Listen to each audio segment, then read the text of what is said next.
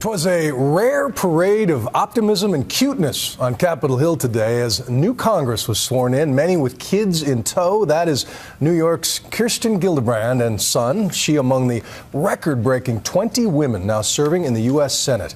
ABC's World News anchor Diane Sawyer met with all but one of them to talk about busted glass ceilings and a vision for the future. They are living, breathing history, climbing the stairs and sending a signal.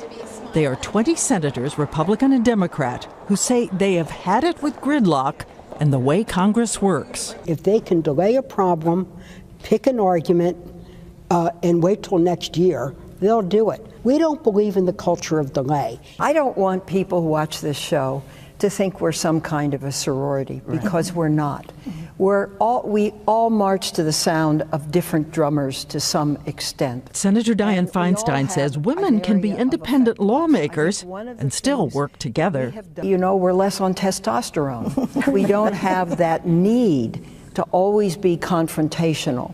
And I think we're problem solvers, and I think that's what this country needs. When I saw President Obama a few weeks ago, I told him about our quarterly dinners, and I said, Mr. President, if you want to see bipartisanship in Washington, invite the women senators to help you get it done. And he loved the idea, and he plans to invite us to the White House. So they say they're ready to tackle big issues like jobs, transportation, immigration, but it's their male counterparts who keep reopening Roe versus Wade and contraception. I think most of us would agree that the government doesn't have a place in that.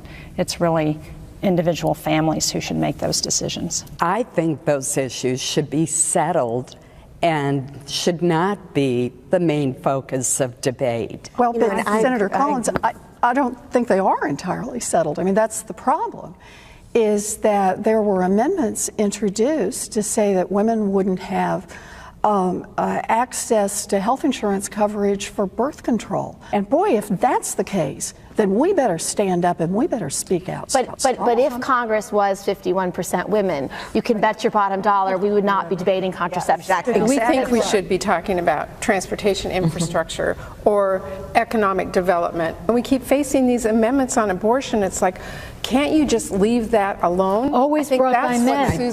Always brought by men, Diane. And these new female arrivals signal a modern era.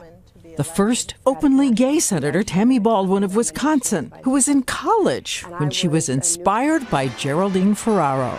I said to myself, I can do anything. The sky's the limit. Is there a president in this room? You know, I think the thing is that every man wakes up in the morning and looks in the mirror and says, I could be president. I think every woman looks in the mirror and says, what can I get done for my country today? That's why you don't see it. Not one of you in this room looks in the mirror and says, I could be president? Doubtful, but... Well, you may think it from time to time.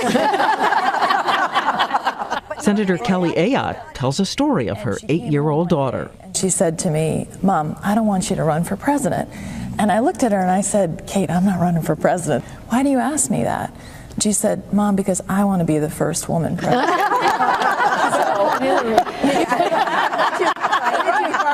Can't you break the news to her? We're not waiting that long.